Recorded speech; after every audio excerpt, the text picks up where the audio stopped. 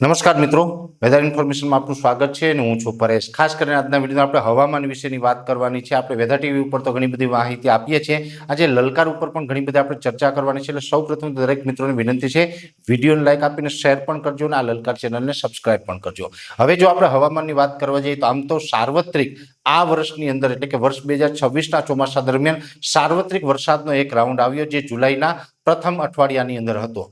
પણ આજે 9 તારીખ થઈ ગઈ છે અને હવે વરસાદે વિરામ લીધો છે, એટલે કે આજથી રાજ્યના અલગ અલગ વિસ્તારમાં વરાપ મળી છે। રાજ્યના જે કંઈ આપણે 80% જેવા વિસ્તારની અંદર જે સારો વરસાદ પડ્યો હતો એને વરાપની જરૂર પણ હતી, એટલે હવે વરાપ નીકળે એટલે એ વાવણી કરી શકશે। જોકે હમણાં કોઈ બીજા વરસાદના રાઉન્ડની સંભાવનાઓ નથી, પણ ખાસ ચિંતા અને દુઃખની બાબત એ છે કે રાજ્યના ઘણા બધા વિસ્તાર એવા છે કે જે આ રાઉન્ડની અંદર વરસાદથી વંચિત રહ્યા છે, એમને વરસાદ નથી। જે 20% જેવા વિસ્તાર, 20 કે 25% જેવા વિસ્તાર વરસાદથી વંચિત રહ્યા છે, તેમાં મુખ્યત્વે જોવા જઈએ તો કચ્છ જિલ્લાના રાપર તાલુકાના ઘણા વિસ્તારમાં વરસાદ થયો છે, પણ એને બાદ કરતા ઓલ ઓવર કચ્છ જિલ્લાની અંદર વરસાદની ઘટ છે, જેની અંદર ખાસ કરીને અબડાસાથી પણ અમને આજે મેસેજ મળ્યો છે કે અબડાસાના ખેડૂતો છે એ પણ વરસાદની કાગ ડોળે રાહ જોઈ રહ્યા છે, ત્યાં પણ ખૂબ અત્યારે વરસાદની અછત છે। એવી રીતે પશ્ચિમ સૌરાષ્ટ્રની અંદર દ્વારકા, જામનગર અને પોરબંદરના ઘણા બધા વિસ્તારો છે વરસાદથી વંચિત છે। પોરબંદરના આમ જોવા જઈએ તો પ્રોપર પોરબંદર તાલુકો છે એ આખો વરસાદમાં બાકાત રહ્યો છે, અને એ જ સાથે દ્વારકા, જામનગરના ઘણા બધા વિસ્તાર છે એ વરસાદમાં બાકી છે। મોરબી, સુરેન્દ્રનગરના પણ કોઈ વિસ્તારો છે, કોઈ ગ્રામ્ય છે એ વરસાદની અંદર બાકી છે।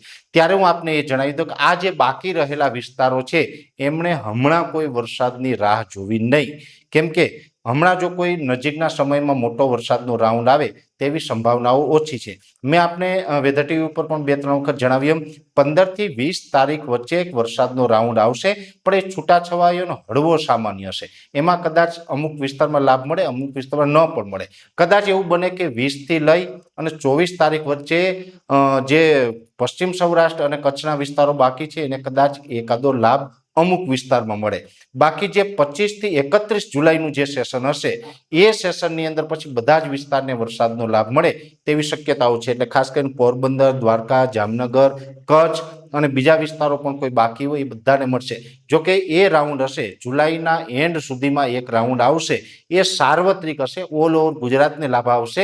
એની અંદર બંગાળની ખાડીની કોઈ મજબૂત સિસ્ટમ આવે અને ઓલ ઓવર ગુજરાતને વરસાદનો લાભ આપે એવી શક્યતાઓ અત્યારે દેખાઈ રહી છે। એટલે એની અંદર ચોક્કસ એટલું કહી શકાય કે જુલાઈની 31 તારીખ સુધીમાં તો રાજ્યના કોઈ વિસ્તાર બાકી નહીં રહે, બધા જને વરસાદ લાભ મળશે। પણ જુલાઈના એન્ડમાં આવે એટલે ચોક્કસથી એટલું કહી શકાય એ બહુ મોડું કહેવાય, અને એમાં પણ ખાસ કરીને વાવેતર કરવાનું હોય, ચોમાસું પાકનું વાવેતર હોય, એના માટે ચોક્કસથી બહુ લેટ ગણાય। એટલે વાવેતરની પેટર્નમાં કદાચ ફેરફાર છે એ ખેડૂતોએ કરવો પડશે, બાકી વરસાદ થશે એ પછી ઓગસ્ટમાં પણ પાણી લાયક વરસાદ છે ઓગસ્ટના એન્ડમાં થવાની સંભાવનાઓ છે। એટલે આમ જોવા જઈએ તો ગુજરાતની અંદર પાણી પણ થઈ જશે। બધા મિત્રો છે એ ક્યાંય ને ક્યાંય આપણે શિયાળુ પાક કરી શકાય, ઉનાળુ પાક કરી શકાય એ પ્રકારના પાણીની વ્યવસ્થા થાય એટલા વરસાદની શક્યતાઓ છે એ ચોક્કસ રહેલી છે। પણ અત્યારે આપણે હાલ પૂરતું ચિંતાનું કારણ છે, ને આ ચિંતા છે એ એવી વધી છે કે આને કારણે આપણું ચોમાસું આખું જે પાકનું આયોજન હતું એ ક્યાંય ને ક્યાંય ખોરવાઈ ગયું છે।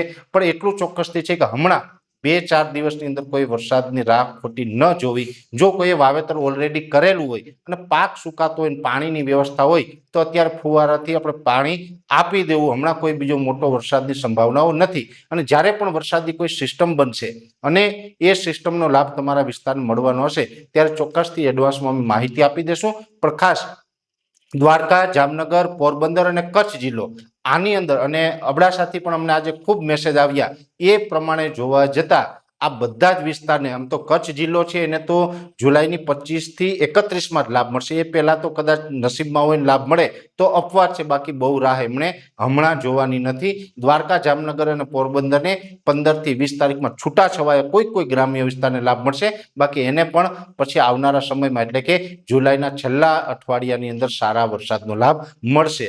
એકંદર પાણી બધાને થઈ જશે એટલે કોઈ ચિંતા ના કરશો। શિયાળુ પાક અને ઉનાળુ પાક પણ કદાચ કરી શકાશે। એટલે આ પ્રકારનું આખું હવામાનનું આપણે આગળ ઉપર રહેવાનું છે।